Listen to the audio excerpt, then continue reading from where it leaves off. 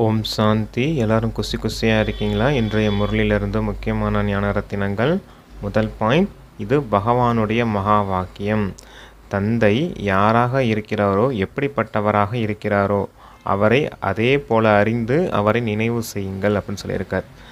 நீங்கள் ஆத்மாவாக இருக்கீங்க, ஒளிப்புள்ளியாக இருக்கீங்க. அதே போல் பரமாத்மா தந்தையும் ஒளிப்புள்ளியாக தான் இருக்கார். நீங்கள் உங்களை ஆத்மான்னு உணர்ந்து பரமாத்மா தந்தையை நினைவு செய்யும்போது உங்களுடைய பாவக்கர்மங்கள் விநாசமாகும். அதன் மூலமாக நீங்கள் பாவனமாகறீங்க, அதாவது தூய்மையாகிறீங்க அப்படின்னு சொல்கிறார். இந்த விஷயந்தான் முழு உலகத்திற்கான ஒரே படிப்பாகும் அப்படின்னு சொல்கிறார்.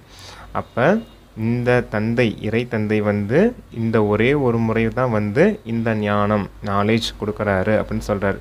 அப்போ இது ஒன்று தான் ஆன்மீக பல்கலைக்கழகம் அப்படின்னு சொல்கிறார்.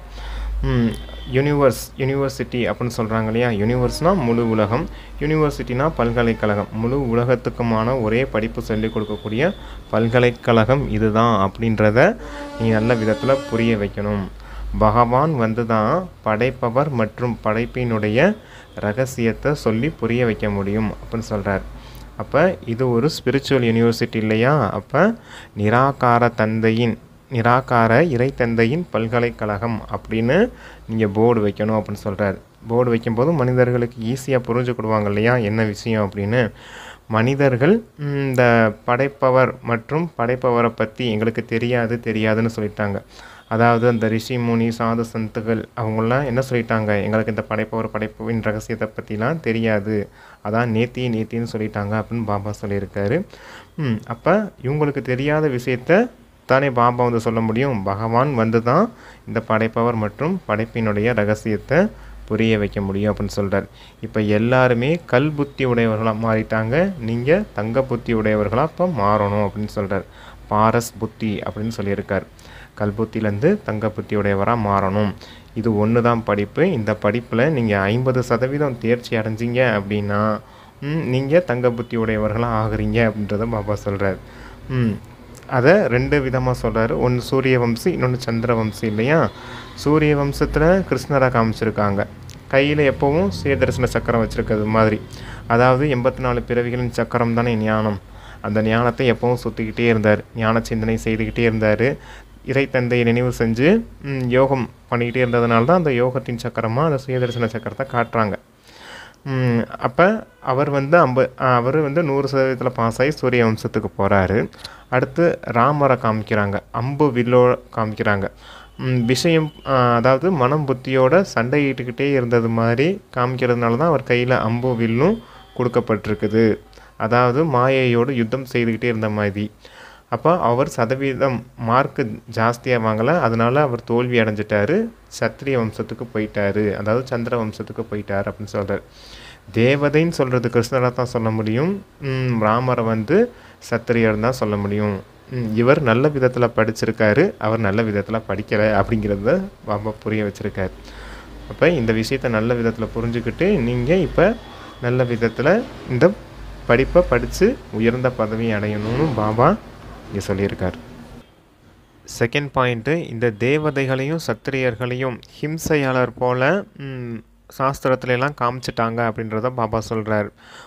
குறிப்பாக கிருஷ்ணர் தன்னுடைய சுதர்சன சக்கரத்தால் அக்காசுரன் பக்காசுரன் போன்றவர்களெல்லாம் வதைத்தார். அப்புறம் ராமர் ராவணன் கும்பகர்ணனை பூரா வதைத்தார் அப்படின்ற மாதிரி அடுத்தவங்களுக்கு ஹிம்சை செய்கிறது மாதிரி காமிச்சிட்டாங்க அப்படின்னு சொல்கிறாரு. இதெல்லாம் யோக பலத்தின் விஷயங்கள். யோக பலத்தால் 5 விகாரங்கள் மீது வெற்றி அடையக்கூடிய விஷயமா இருக்குது. அவங்க ஸ்தூல கதையாக உருவாக்கி வச்சுருக்காங்க. இவங்களுக்கு நிர்விகாரிங்கிற மகிமை செய்து பூஜை செய்யவும் செய்கிறாங்க. அப்புறம் இவர்களுக்கு குழந்தை இருந்ததாகவும் காமிக்கிறாங்க. அப்போ இவங்களுக்கெல்லாம் குழந்தை இருந்தது மாதிரி காமிச்சிருக்காங்களே, அது என்ன விஷயம் அப்படின்னா, இவங்க விகாரத்தின் மூலமாக குழந்தைகள் பிறக்கலை, யோக பலத்தின் மூலமாக குழந்தைகள் பிறக்குது அந்த சத்தியுகத்துலேயும் திரேதாயுகத்துலேயும் சொல்லி புரிய வைக்கலாம் உங்களுக்கு அப்படின்றத சொல்கிறார். யோக பலத்தால் இப்போ அரசாட்சியே அடையும் போது யோக பலத்தால் குழந்தைகள் பிறக்காதாங்க அப்படிங்கிறது மாதிரி கேட்குறாரு பாபா. இந்த விஷயங்களெல்லாம் அவங்களுக்கு நல்ல விதத்தில் சொல்லி புரிய வைக்கலாம் அப்படின்றாரு.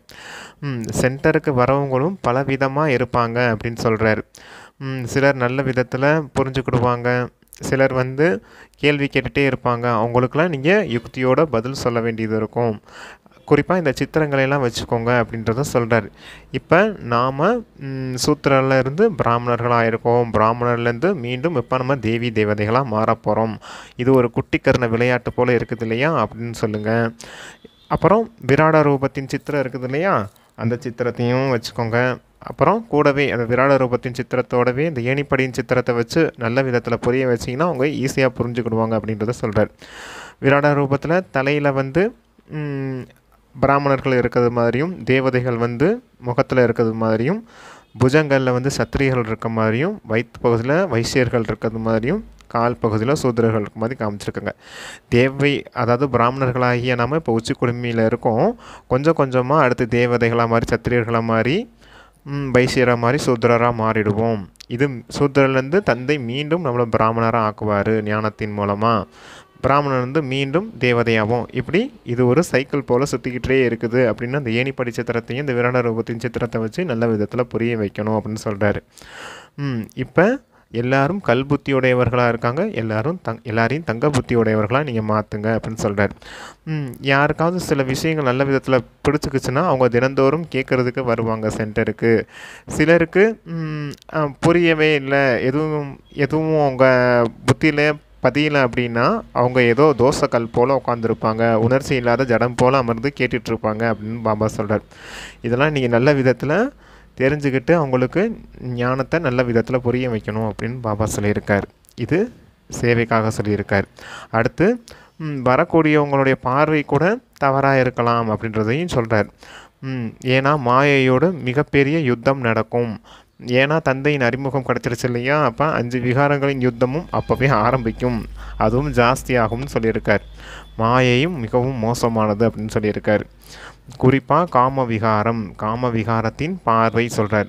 பார்வை வந்து விகாரத்தின் பார்வையாக இருக்கும், குற்றப்பார்வை உடையதாக இருக்கும். வார்த்தைகள் கூட தவறான வார்த்தைகள் வெளிப்படும், சண்டையிடுவாங்க அந்த மாதிரி சொல்கிறாரு. அப்புறம் நடத்தை கூட கெடுத்துக்கிடுவாங்க அப்படின்னு சொல்கிறார். அப்போ இந்த காம விகாரத்தின் மீது மிகவும் எச்சரிக்கையோடு இருக்கணும், உங்களை தோல்வி அடைய வைக்கும் மாயை அப்படின்றத பாபா சொல்கிறார். இப்போ 5 விகாரங்கள் மீது வெற்றி அடையணும் அப்படிங்கிறதுக்கு இந்த பார்வை, வார்த்தை, நடத்தை இதன் மீதெல்லாம் கவனம் இருக்கணும். எண்ணங்களையும் கரெக்டான விதத்தில் பாபா சொல்கிறது மாதிரி ஸ்ரீமத் படி இருக்குதான்னு செக் பண்ணிக்கிடணும் அப்படின்னு சொல்கிறார். நீங்கள் எப்போவுமே ஞான சிந்தனை செய்யணும், யோக பலத்தை அதிகரிக்கணும், அதன் மூலமாக இந்த மாயையின் மீது வெற்றி அடைய முடியும் அப்படின்றதும் பாபா சொல்லியிருக்கார். 3rd பாயிண்ட்டு, இப்போ நீங்கள் கண்காட்சியில் கூட நல்ல விதத்தில் புரிய வைக்க முடியும். சிவத்தந்தையின் மூலமாக எப்படி ஞானம் நமக்கு கிடைக்கிது அப்படின்னு. சிவபாபா இந்த பிரம்மா உடலில் பிரவேசமாகி கொடுக்கக்கூடிய ஞானத்தை தான் கீதா மாதா அப்படின்னு சொல்ல முடியும் அப்படின்னு சொல்கிறார். கீதை தாய் அப்படின்னு சொல்கிறாங்க இல்லையா, மற்ற தர்ம சாஸ்திரங்கள் எல்லாமே இதனுடைய குழந்தை குட்டிகள் தான். சங்கம யுகத்தில் பாபா வந்து சொல்லித்தரக்கூடிய இந்த ஞானத்தை தான் அவங்க தர்ம சாஸ்திரங்கள் நூல் அப்படின்றது மாதிரி துவாபர யுகத்தில் தனித்தனி தர்மத்தினர் வந்து பிரித்து எழுதி வச்சுருக்காங்க. அதில் மாவளவுக்கு பொய் தான் இருக்குது, உப்பளவுக்கு தான் உண்மை இருக்குது அப்படின்னு பாபா சொல்கிறார். அதன் மூலமாக யாரும் ஜீவன் முக்தி அடைய முடியாது. தந்தை கொடுக்கக்கூடிய இந்த ஞானத்தின் மூலமாக தான் முக்தி அடைய முடியும், ஜீவன் முக்தியின் பதவியை அடைய முடியும் அப்படின்னு சொல்லியிருக்கார். கீதா மாதா அப்படின்னு சொல்லியிருக்காங்க அப்படின்னா கீதை தான் தாய், மற்ற சாஸ்திரங்கள் அனைத்தும் அதனுடைய குழந்தை குட்டிகள் அப்படின்னு சொல்கிறார். இப்போ அனைத்து சாஸ்திரங்களின் சாரத்தை பாபா உங்களுக்கு கொடுக்குறேன், ஏன்னா தந்தை நாலேஜ்ஃபுல் இல்லையா, அதனால் இப்போ உங்களுக்கு இந்த ஞானத்தின் விஷயங்கள் உங்களுக்கு புரிய வைக்கப்படுது அப்படின்னு சொல்கிறார். இப்போ தந்தை உங்களை முழு உலகத்துக்கும் எஜமானராக ஆக்கிறதுக்கான புருஷார்த்தம் செய்விக்கிறார் அப்படின்ற நினைவு உங்களுக்கு இருந்துச்சுன்னா சதா குஷியோடு இருப்பீங்க அப்படின்னு சொல்கிறார். நீங்கள் தந்தையை மறக்கிறதுனால தான் மனம் தளர்ச்சி அடைகிறீங்க அப்படின்னு சொல்கிறார். அப்போ நமக்கு யார் வந்து கற்பிக்கிறார்? பகவானே வந்து நமக்கு தந்தையாக இருந்து, ஆசிரியராக இருந்து, சத்குருவாக இருந்து நமக்கு ஆஸ்தி கொடுக்குறார் அப்படிங்கிற நினைவு இருக்கணும் உங்களுக்கு அப்படின்னு சொல்கிறார். அப்பா மற்றும் ஆஸ்தி இந்த நினைவு இருக்கும்போது சதா முகமலர்ச்சியோடு ஃபஸ்ட் கிளாஸ் முகம் உடையவர்களாக இருப்பீங்க, எப்பவும் குஷியோடு இருப்பீங்க அப்படின்னு சொல்கிறார். அப்போ தந்தை அந்த முகத்தை பார்க்கும்போதே கண்டுபிடிச்சிடுவார் இல்லையா, எப்படிப்பட்ட குழந்தைங்க எந்த மாதிரி புருஷார்த்தம் செய்கிறாங்க அப்படிங்கிறத. முகத்தை பார்க்கும்போதே அவங்க அப்பா நினைவில் இருக்காங்களா, ஆஸ்தியின் போதே இருக்குதா அப்படின்றத கண்டுபிடிச்சிடுவார் இல்லையா அப்படின்றத பாபா சொல்கிறார். தந்தைக்கு நறுமணம் மிக்க குழந்தைகள் தான் பிடிக்கும் அப்படின்னு சொல்கிறார். நறுமணம்ன்றது குணவானாக இருக்கக்கூடிய குழந்தைகளை தான் பிடிக்கும். அப்புறம் குணம் இல்லாதவர்கள் எப்படின்னா துர்மணம் வீசக்கூடியவர்களாக இருப்பாங்க. அதுக்கு 2 பூவை உதாரணமாக சொல்லியிருக்காரு. எருக்கம் பூவை யாராவது பறிக்க போவாங்களா? தோட்டத்தில் போய் ரோஜா மலர்னால் போய் பறிக்க போவாங்க இல்லையா? அதுபோல் தந்தைக்கு இந்த நறுமணம் வீசக்கூடிய ஆன்மீக ரோஜாக்களை தான் பிடிக்கும் அப்படின்னு சொல்லியிருக்கார். அப்போ எப்போவும் நீங்கள் குணவானாக இருக்கணும் அப்படின்றத பாபா இங்கே புரிய வைக்கிறார்.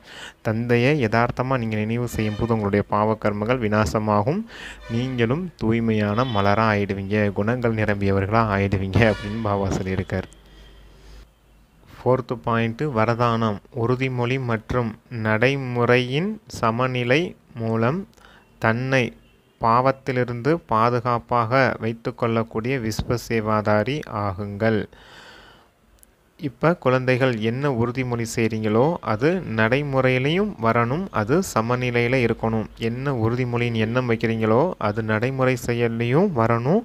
இந்த எண்ணத்துக்கும் செயலுக்கும் இடையில் எந்த வித பர்சன்டேஜ் வித்தியாசமும் இருக்கக்கூடாது. உறுதிமொழி 100% எப்படி இருக்குதோ அது செயல்பாட்டில் வரும்போது 100% இருக்கணும் அப்படின்றத பாபா சொல்லியிருக்கார். இப்படி வரலை அப்படின்னா புண்ணிய ஆத்மா ஆகிறதுக்கு பதிலாக சுமை கொண்ட ஆத்மாவாக ஆயிடுவீங்க. ஏன்னா எண்ணத்தில் பலகீனம், விகாரத்தின் பலகீனம் இருக்குது. அப்புறம் பாவனை கூட வீணான பாவனை இருக்குது. வெறுப்புக்கான பாவனை, பொறாமைக்கான பாவனை இதெல்லாம் இருந்துச்சு அப்படின்னா உங்களை அது புண்ணிய ஆத்மாவாக ஆக விடாது, பாவத்தின் கணக்கை அதிகரிக்கும். ஆகவே புண்ணிய ஆத்மா ஆகுங்க அப்படின்னு பாபா வரதானம் கொடுத்துருக்கார் இல்லையா? அந்த வரதானத்தை பயன்படுத்தி இந்த பாவங்கள்லேருந்து விடுபட்டு இருக்கக்கூடிய, தங்களை பாதுகாத்து கொள்ளக்கூடிய விஸ்வ சேவாதாரி ஆகுங்க அப்படின்னு சொல்லியிருக்கார். முழு உலகத்துக்குமே சேவை செய்யக்கூடியவர் ஆகுங்கள் அப்படின்னு பாபா சொல்லியிருக்கார். இப்போ குழுவின் ரூபத்தில் அந்த ஒரே வழியும் இருக்கணும், இந்த ஏக்கிர ஸ்திதியின் அனுபவத்தையும் மற்றவர்களுக்கு செய்ய வைக்கணும் அப்படின்னு பாபா சொல்லியிருக்கார். குழுவின் ரூபத்தில் அந்த ஒரே வழிப்படி நடந்து மற்றவர்களுக்கு அந்த ஏக்கிர ஸ்திதி ஒரே ரசனையில் இருக்கிறதுக்கான ஸ்திதியையும் அனுபவம் செய்ய வைக்கணும் அப்படின்னு சொல்லியிருக்கார். பாவங்கள்லேருந்து பாதுகாப்பாக இருக்கணும். என்ன எண்ணம் வைக்கிறோமோ அது செயல்பாட்டிலையும் சமநிலையில் வரணும். எண்ணம் 100% இருந்துச்சுன்னா செயல்பாட்டில் அது வரும்போதும் 100% இருக்கணும் அப்படின்னு பாப்பா சொல்லியிருக்கார். இந்த விஷயத்தை நல்லா கவனிச்சுக்கோங்க. வரதானம் சூப்பராக இருக்குது.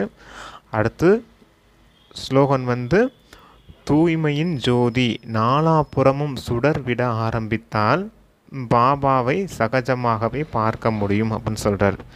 தூய்மைங்கிற தன்மை நாலாபுறமும் வைப்ரேஷன்ஸ் பரப்புறமாக இருந்துச்சுன்னு வச்சுக்கோங்க. நம்மகிட்ட தூய்மையின் சக்தி அதிகமாக இருந்துச்சுன்னா பாபா எங்கேயும் போக மாட்டார், நமக்கு அருகாமையிலே இருப்பார் அப்படிங்கிறத சொல்கிறார். அதான் சகஜமாகவே உங்களால் பாபாவை பார்க்க முடியும் அப்படின்னு பாபா சொல்லியிருக்கார். Okay, thank you. ஓம் சாந்தி.